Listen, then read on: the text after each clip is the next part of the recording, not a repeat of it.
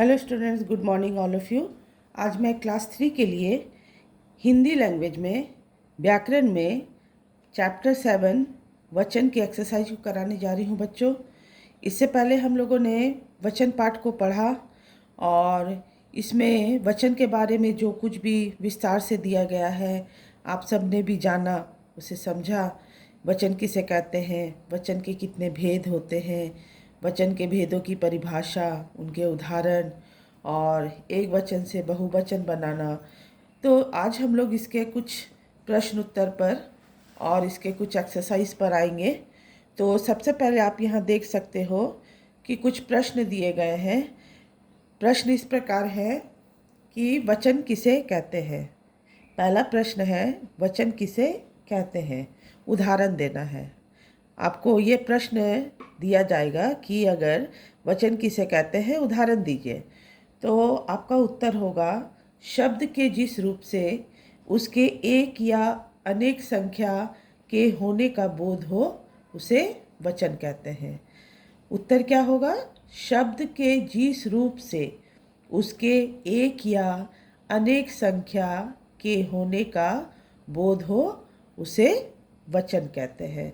जैसे होगा बच्चा बच्चे, लड़की लड़कियाँ, ठीक है, इस तरह से लड़का लड़के। तो इस तरह से बहुत सारे उदाहरण वचन में आते हैं। अब इसके बाद दूसरा प्रश्न है, वचन के कितने भेद होते हैं, उदाहरण सहित लिखो। मतलब वचन के कितने भेद होते हैं या वचन के कितने प्रकार होते हैं। तो वचन के दो भेद होते हैं। पहला है एक वचन और दूसरा है बहुवचन। अब इसमें कहा जा रहा है कि उदाहरण सहित लिखो। मतलब आपको दोनों वचनों की परिभाषा और उनके उदाहरण भी आपको बताने हैं। तो दो भेद जो हैं, पहला भेद है एक वचन। तो एक वचन किसे कहा जाता है, उदाहरण दीजिए। तो उत्तर होगा, शब्द के जिस रूप से उसकी एक संख्या का बोध हो उसे एक वचन कहते हैं। जैसे लड़का, नदी। तो बहुत सारे उदाहरण इसमें आ सकते हैं। तो क्या कहा जा रहा है कि एक संख्या का पता चले या एक संख्या का बोध हो तो उसे एक वचन कहा जाता है। लेकिन बहुवचन में यदि हम आते हैं तो प्रश्न ये बनेगा कि बहुवचन किसे कहते हैं, उदाहरण दीजिए। उत्तर होगा, शब्द के जिस रूप से उसकी एक से अधिक संख्या का बोध हो। एक से अधिक, ठीक है। एक वचन में हम लोगों ने क्या जाना, एक संख्या का पता चले, और बहुवचन में है एक से अधिक संख्या का पता चले, उसे बहुवचन कहते हैं। जो उदाहरण में आप दे सकते हो, लड़के हैं, नदियाँ हैं, ठीक है, और बहुत सारे ऐसे उदाहरण आ सकते हैं, भंवरे हैं। तो ये बहुत सारे बहुवचन उदाहरण आते हैं। इसके बाद प्रश्न पूछा जा रहा है, एक वचन व बहुवचन में अंतर स्पष्ट करो। तो अंतर, सबसे बड़ा अंतर यही है कि एक वचन में एक संख्या का पता चलता है और बहुवचन में एक से अधिक संख्या का पता चलता है। ये सबसे मुख्य एक अंतर इसमें है। इसके बाद आपको यहाँ बोला जा रहा है, दिए गए शब्दों के बहुवचन रूप लिखो। तो यहाँ पर और भी बहुत सारे एक वचन के शब्द होते हैं, लेकिन यहाँ कुछ शब्दों को दिया गया है। क्या कहा जा रहा है कि इस एक वचन शब्दों का बहुवचन लिखना है। जैसे पहला शब्द है रानी। रानी एक वचन है। यहाँ रानी का मतलब है एक संख्या का पता चलता है, लेकिन अगर उसको हम बहुवचन में लिखेंगे तो यह हो जाएगा रानियाँ, ठीक है। यहाँ ध्यान आप दोगे कि क्या परिवर्तन आया है। यहाँ रानी में नौ में बड़ी की मात्रा है, लेकिन जब इसे हम बहुवचन में लिखेंगे तो बड़ी की मात्रा जो है वो छोटी ई में परिवर्तित हो जाएगी और यौ में आकर चंद्रबिंदु लग जाएगा। तो रानी का हो जाएगा रानियाँ। फिर इसी तरह यहाँ तिथि है। तिथि का बहुवचन होगा तिथियाँ, ठीक है। तिथि का बहुवचन होगा तिथियाँ। तिथि में छोटी की मात्रा दी गई है तो यह इसी तरह रहेगी यहाँ, और इसमें क्या जोड़ देना है, यौ में आकार चंद्र बिंदु लगा देना है। तिथिया का मतलब इसकी संख्या एक से अधिक है। फिर है बेटा। बेटा कहने का अर्थ है एक संख्या का पता चलता है, लेकिन अगर उसका बहुवचन लिखेंगे तो हो जाएगा बेटे। ठीक है। फिर इसी तरह यहाँ आप देख सकते हो चिड़िया। चिड़िया में एक संख्या का पता चलता है और इसका बहुवचन हो जाएगा चिड़िया। य में आकार और चंद्र बिंदु। अंतर क्या है? उच्चारण समान हो रहा है, अंतर केवल चंद्र बिंदु का आता है। यहाँ चिड़िया में य में आकार में चंद्र बिंदु नहीं है, इसका मतलब एक संख्या का पता चलता है, लेकिन यहाँ य में आकार में चंद्र बिंदु लग गया है। इस चिड़िया का मतलब होगा कि एक से अधिक संख्या है। तो चंद्र बिंदु के अंतर से ही हम इसको कह सकते हैं कि एक वचन है या बहुवचन। इसके बाद है सभा। सभा का बहुवचन होगा सभाएं। ठीक है। तो यहाँ सभा कहने का अर्थ है एक संख्या का पता चल रहा है, लेकिन अगर उसका बहुवचन लिखेंगे तो क्या लग जा रहा है? सभा में ए में चंद्र बिंदु लग जा रहा है, तो यह हो जाएगा सभाएं। ठीक है। इसके बाद आपको बोला जा रहा है सही शब्द छांट कर खाली स्थान भरो। मतलब ये कोष्टक में कुछ शब्द दिए गए हैं और जो सही होगा उसे आपको लेकर रिक्त स्थानों में भरना है। तो सबसे पहले हमें ये ध्यान देना होगा वाक्य पर, वाक्य क्या कह रहा है। तो वाक्य के अनुसार वचन बदलता है। तो यहाँ लिखा गया है खेल रहा था। खेल रहा था लिखा हुआ, तो अगर खेल रहा था लिखा हुआ है तो यहाँ लिखा होगा सही लड़का। ठीक है। लड़का खेल रहा था। अगर यहाँ लिखा होता खेल रहे थे तब यहाँ हो जाएगा लड़के। लड़के खेल रहे थे, लेकिन यहाँ पर खेल रहा था लिखा हुआ है, इसलिए यहाँ लड़का बैठेगा। तो वचन के अनुसार वाक्य लिखा जाता है। ठीक है। दूसरा नंबर है फूलों पर मंडरा रहे थे। यहाँ आप ध्यान दोगे फूलों कहा जा रहा है, फूल नहीं कहा जा रहा है।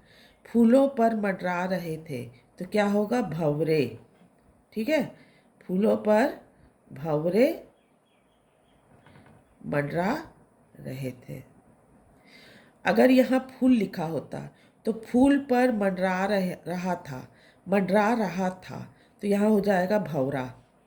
ठीक है। फूल कहने से एक संख्या का पता चलता है और रहा था होने से एक वचन का पता चलेगा, लेकिन यहाँ पर लिखा हुआ फूलों मतलब संख्या एक से अधिक है और रहे थे, तो इसका मतलब ये बहुवचन यहाँ शब्द होगा, इसलिए फूलों पर भंवरे मंडरा रहे थे। फिर 3 नंबर है कल की अंधेरी थी। कल की क्या? कल की रात। कल की रात। ठीक है। कल की रात अंधेरी थी। तालाब में तैर रही थी। तालाब में तैर रही थी, क्या तैर रही थी? तालाब में मछलियाँ।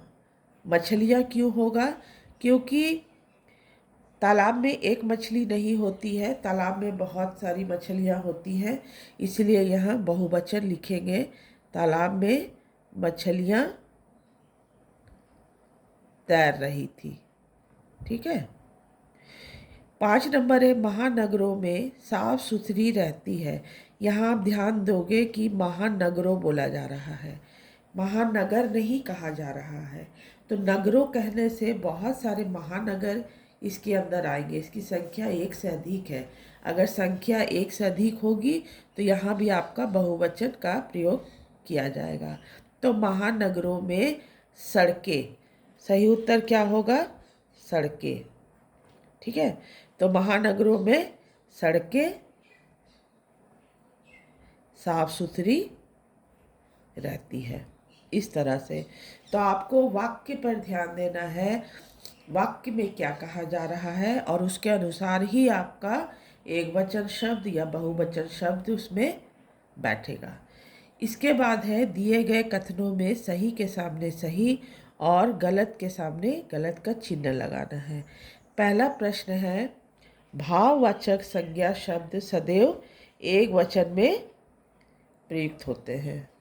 तो क्या पूछा जा रहा है, भाववाचक संज्ञा शब्द सदैव एक वचन में प्रयुक्त होते हैं। मतलब भाववाचक संज्ञा शब्द जो होते हैं वो हमेशा एक वचन में ही आएंगे। तो क्या यह कथन सही है? तो हाँ, यह कथन सही है। ठीक है। दूसरा है, कुछ शब्दों के बहुवचन रूप की पहचान उनकी क्रिया से होती है। क्या बोला जा रहा है, कुछ शब्दों के बहुवचन रूप की पहचान उनकी क्रिया से होती। मतलब कुछ शब्द ऐसे होते हैं तो उनके बहुवचन रूप की पहचान उनकी क्रिया मन उनके काम करने के ढंग से ही उनकी पहचान हो जाती है कि ये बहुवचन है। तो ये कथन भी सही है। 3 नंबर है, बहुवचन एक संख्या का बोध कराता है। तो आपने भी पढ़ा है कि बहुवचन में एक से अधिक संख्या का पता चलता है, लेकिन यहाँ पूछा जा रहा है कि बहुवचन एक संख्या का बोध कराता है, तो यह कथन गलत होगा। एक संख्या का पता नहीं चलता, एक संख्या का बोध नहीं कराता है। बहुवचन में एक से अधिक संख्या का बोध होता है। ठीक है, तो ये कथन गलत हो गया क्योंकि यहाँ एक संख्या कहा जा रहा है। 4 नंबर है, दूध शब्द का प्रयोग एक वचन में ही किया जाता है। तो हम लोगों ने पाठ पढ़ने के समय यह जाना था कि दूध शब्द जो है उसका प्रयोग हमेशा एक वचन में ही होता है। तो यह कथन सही होगा। 5 नंबर है, व्यक्तिवाचक संज्ञा शब्द बहुवचन में आते हैं।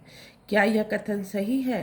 तो ये कथन गलत होगा क्योंकि पाठ में हम लोगों ने पढ़ा था, आपने भी पढ़ा था कि व्यक्तिवाचक संज्ञा और भाववाचक संज्ञा शब्द सदैव एक वचन में ही आते हैं।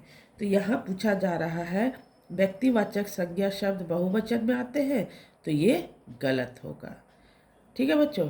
इसके बाद हम लोग आते हैं, उचित विकल्प पर सही का चिन्ह लगाना है। आपको यहाँ ऑप्शन दिए गए हैं, जो उत्तर सही होगा उस पर आपको सही का निशान लगाना है। तो सबसे पहला प्रश्न क्या है? सबसे पहला प्रश्न है, माला का सही बहुवचन रूप क्या है? तो 4 ऑप्शन आप देख सकते हो।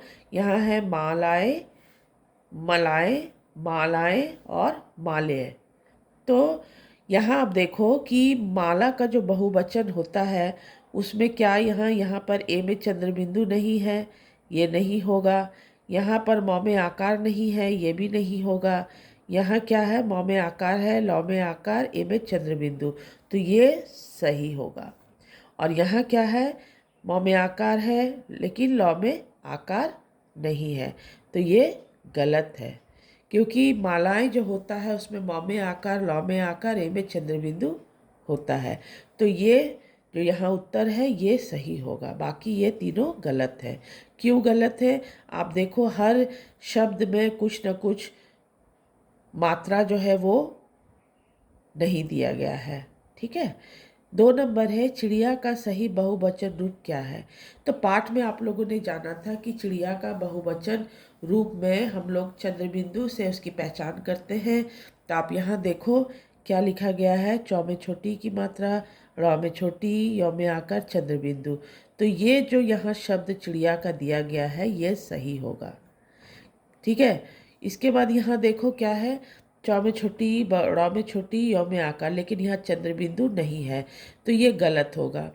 यहाँ भी आप देख सकते हो, चौ में छोटी की मात्रा है लेकिन ड़ में कोई मात्रा नहीं दी गई है। ठीक है, तो ये भी आपका शब्द जो है ये गलत होगा।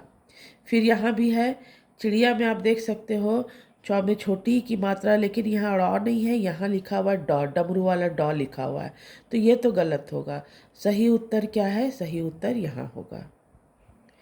3 नंबर है, शास्त्री जी महान व्यक्ति थे। क्या वाक्य किस वचन में है? तो शास्त्री जी महान व्यक्ति थे। महान व्यक्ति हम लोग जब किसी को आदर देते हैं तो आदर देने के लिए क्या प्रयोग करते हैं? बहुवचन का प्रयोग करते हैं हमेशा। ठीक है। पाठ में भी आप लोगों ने पढ़ा है कि किसी को भी आदर देने के लिए हमेशा बहुवचन का ही प्रयोग किया जाता है। तो यहाँ सही उत्तर होगा बहुवचन। ठीक है।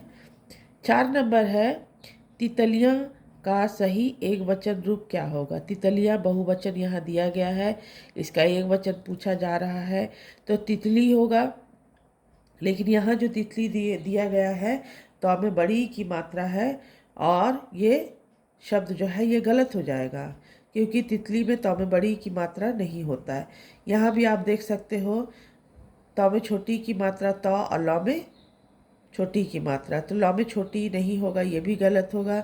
यहाँ आपका सही उत्तर है तो में छोटी की मात्रा है, फिर तो है, फिर लौ में बड़ी की मात्रा, तो ये उत्तर आपका सही है। और लेकिन यहाँ आप देख सकते हो कि तो में छोटी की मात्रा को लगा दिया गया है, तो ये भी गलत होगा। सही उत्तर क्या है यहाँ। इसके अलावा भी बहुत सारे और प्रश्न बनेंगे कि वचन के कितने भेद होते हैं, 3, 4, 2, 1। तो आपका सही उत्तर होगा 2, क्योंकि पाठ में आप लोगों ने पढ़ा है कि वचन के 2 भेद होते हैं, एक वचन और बहुवचन। ठीक है। फिर मैं ये पूछ सकती हूँ कि किसी व्यक्ति को आदर देने के लिए किस वचन का प्रयोग किया जाता है, तो आपका उत्तर होगा बहुवचन। ठीक है बच्चों। तो इस तरह से बहुत सारे शब्द जो है आएंगे और बहुत सारे प्रश्न बनेंगे। ठीक है। इसके बाद और भी बहुत सारे ऐसे एक वचन शब्द हैं जिनका बहुवचन बनाया जाता है। ठीक है। तो ये सारे प्रश्न उत्तर को हम लोगों ने जाना, इसे पढ़ा कि क्या पूछा जा रहा है, प्रश्न क्या है, उसके उत्तर क्या होंगे। ठीक है ना बच्चों। तो आप लोग इस पाठ को अच्छे से पढ़ो, इसे समझो कि इसमें क्या पूछा जा रहा है, क्या बोला जा रहा है, प्रश्न क्या हैं, उनके उत्तर क्या होंगे। इस तरह से बहुत सारे प्रश्न बनेंगे और उनका उत्तर जो है आपको सही रूप से जानना है। एक वचन से बहुवचन जब बनाया जाता है तो किस तरह से मात्रा का परिवर्तन होता है, क्या मात्रा बैठ लिखेंगे। ठीक है। तो ये सब चीज़ जो है ध्यान देने वाली है और ये जानकारी होना आपको भी बहुत ज़रूरी है। तो पाठ में जो हम लोगों ने वचन के बारे में पढ़ा, तो वचन की परिभाषा है, वचन के जो 2 भेद हैं, दोनों भेदों की परिभाषा है, किस तरह से उसमें उदाहरण आएंगे। और यहाँ सबसे बड़ी बात है जो ध्यान देने के लिए बोला जा रहा है, यहाँ पर से बहुत सारे प्रश्न बनेंगे। ठीक है। तो जिसके बारे में अभी हम लोगों ने पीछे भी पढ़ा, जैसे एक प्रश्न था कि दूत शब्द सदैव एक वचन में प्रयुक्त होते हैं, तो ये कथन क्या था, ये सही था। तो इस तरह से बहुत सारे प्रश्न बनेंगे। लेकिन कुछ शब्द ऐसे होते हैं जो एक वचन में भी आते हैं और बहुवचन में भी आते हैं, लेकिन जब उनका हम वाक्य में प्रयोग करते हैं तो वाक्य के अनुसार ही हम उसकी पहचान करते हैं कि ये एक वचन है या बहुवचन है। तो इस तरह से आप पाठ को पढ़िए, इसे जानिए, समझिए। इसके आगे का जो भी वर्क है मैं आपको फिर नेक्स्ट क्लास में बताऊंगी। Thank you.